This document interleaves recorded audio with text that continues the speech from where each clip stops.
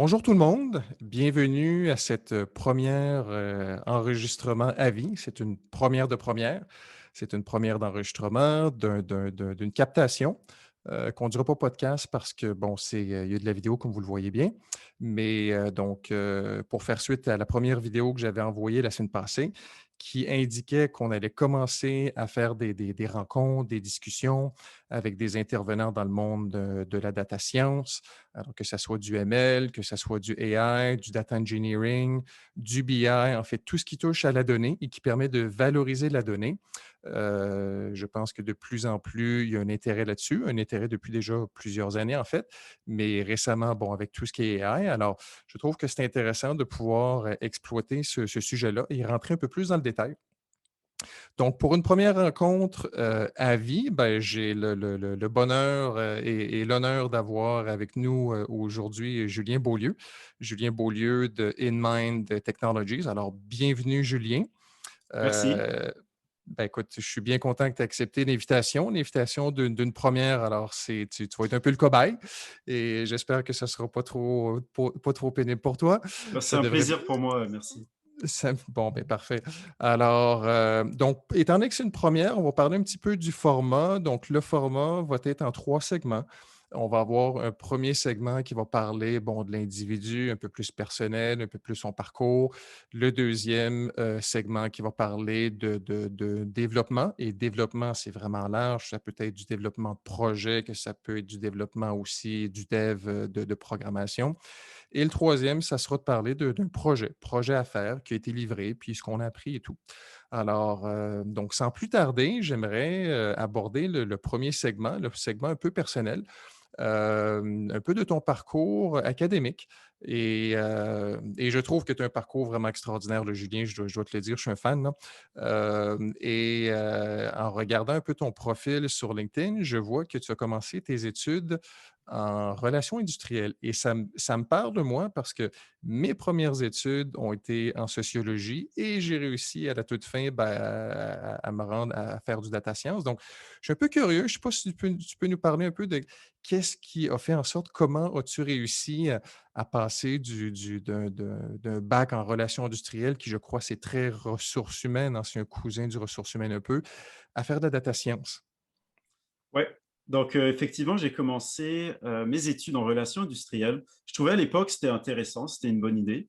Bah, après mon bac, j'ai fait un stage. J'ai réalisé finalement que c'était pas vraiment pour moi, pour des raisons qu'on pourrait, aborder, mais j'ai eu cette réalisation. Ensuite, j'ai voulu me réorienter, peut-être plus vers quelque chose qui est porteur à l'avenir, donc l'internet, la technologie. Donc j'ai regardé un peu HEC, je me suis inscrit à la maîtrise cette fois-ci, en e-commerce et je trouvais ça le fun. Donc après, 2 ans d'études, j'ai gradué. J'ai quand même fait une assez, longue carrière, je dirais, en marketing, à peu près 6 7 ans de travail. Je travaillais dans des agences pour chez diverses entreprises. Mais j'ai comme toujours, que ce soit pour mon stage d'avant ou en marketing, j'ai toujours trouvé qu'il me manquait quelque chose. Tu sais, j'ai jamais réellement été passionné par ce que je faisais. Alors que c'était quelque chose que vraiment un but pour moi que quand je rentre au travail, je sois passionné et vraiment intéressé. Je le sentais pas en relations industrielles, je le sentais pas en marketing.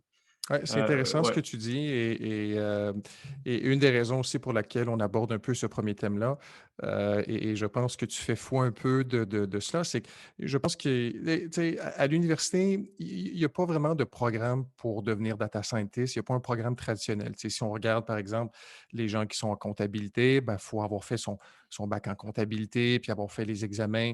Un peu la même chose en actuariat. On peut dire la même chose pour les ingénieurs, les médecins. Bon, il y a toute, une liste de professions qui demandent d'avoir une séquence, si tu veux, un passage un peu plus imposé pour avoir toutes les credentials pour s'y rendre. Data science, il n'y a pas ça. Et donc, c'est un amalgame de plusieurs connaissances, des connaissances un peu métiers, des connaissances aussi très académiques. Là. Alors, donc, c'est intéressant le parcours que tu as. Mais je suis persuadé que même si tu es passé par relations industrielles et marketing, je suis persuadé que même aujourd'hui, ça t'est encore utile. C'est pas perdu. En fait, c'est jamais perdu les études. Là.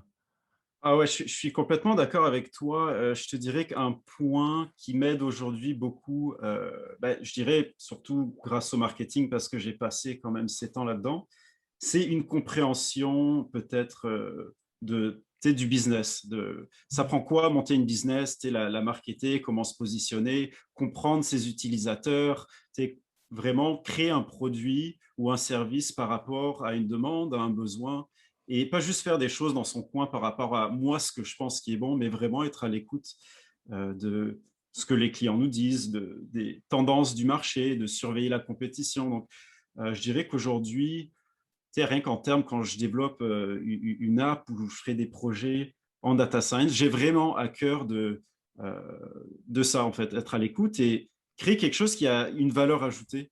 Euh, Et ça, c'est une qualité, ouais. j'ai envie de te dire, qui est très, très importante, que ça soit dans n'importe quel métier, d'avoir un minimum de connaissances à faire pour faire en sorte que ce que l'on développe, aussi cool et aussi intéressant que ça peut être, que ça soit utile et que ça génère une valeur dans l'entreprise. Et c'est là où je trouve que la plupart du temps, des gens qui ont des profils un peu croisés, là, avec donc pas juste des gens qui ont fait, si tu veux, des études un peu dans le même domaine, amènent une certaine complémentarité et une certaine vision des choses qui n'est pas, je pourrais dire, mono-pensée et tout, Mhm. qui sort un peu des sentiers battus parfois et c'est souvent ce qu'on a besoin. On a besoin, je veux dire, à la base, dans les entreprises, les projets, on a besoin de développer des idées et des idées, après la suite, on les développe et on les implante. Alors, je suis persuadé que ça t'est utile aujourd'hui, là. Ouais. Ouais. Et donc, Ben, de ta maîtrise que tu as fait en e-commerce, tu as poursuivi ou c'est un peu de là où tu as cessé les études officielles à l'université, en fait? oui, c'est ça. Donc, j'ai eu ma maîtrise et je suis passé directement sur le marché du travail. Ce que je dirais qui m'a relancé, en fait, dans pourquoi j'ai transitionné en data science, en fait, il y a plusieurs éléments déclencheurs, je dirais. Un, c'est j'ai travaillé dans une compagnie de logiciels, s'appelle Gsoft. Et c'est une compagnie, en fait, qui utilisait beaucoup le data pour prendre ses décisions et commençait, à l'époque où j'étais rentré, à investir pardon, beaucoup en AI, en machine learning. Donc, j'ai pu voir tu sais, de mes propres yeux, de manière très rapprochée, les possibilités Ah, ils du sont AI. très Donc, présents ça, aussi sur les médias, on les voit là. Moi, je vois ben, GSoft aussi, je pense qu'ils ont je pense, un président euh, qui est quand même actif sur les médias sociaux et tout. Et donc, c'est une compagnie là, qu'on voit passer régulièrement là, dans le ouais, domaine. Là, ouais. beaucoup dans les Ils ont un médias, bon branding, là, absolument. ouais, effectivement. Absolument, Ouais. absolument. Et donc, cette entreprise-là, elle investit en AI. Moi, ça a piqué ma curiosité. Et en parallèle, je réalisais plusieurs choses par rapport à mon travail en marketing. C'est que je réalisais que ce que je préférais dans le marketing, c'est quand j'analysais des données. C'était la partie un peu plus technique, que ce soit quand je fouillais dans Google Analytics, et implémenter du tracking ou des tests A/B, voir ce que ça donnait. Donc, réfléchir à qu'est-ce qui doit être mesuré, comment le faire, créer des rapports. Ça, j'en faisais pas beaucoup, je dirais, chez GSoft, mais c'est ça qui me branchait vraiment là et je l'avais vraiment réalisé par rapport aux autres tâches. En parallèle, en plus, je réalisais que je manquais d'outils pour pousser mon analyse un peu plus loin.